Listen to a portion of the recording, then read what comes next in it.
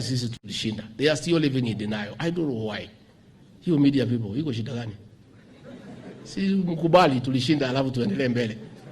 Then hiyo mzee yenu mumulete 27 tukangane. Then you please stop living in denial.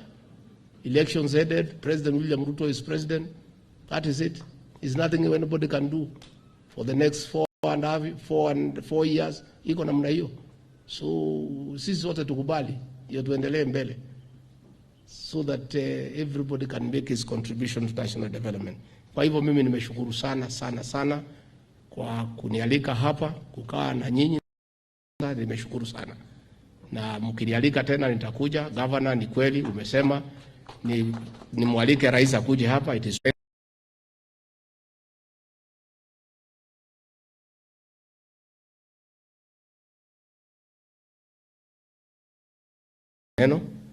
kwanza yeye ni sawa, unajua yeye ni mtu ya PhD, so he is quite comfortable in this kind of surrounding.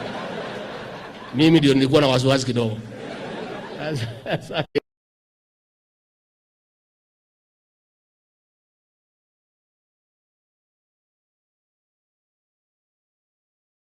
Has been involved in the development of this institution.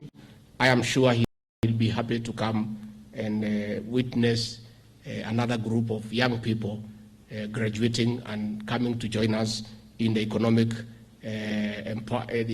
transformation of this great country. With those very many remarks, may God bless you and bless you abundantly. Asante.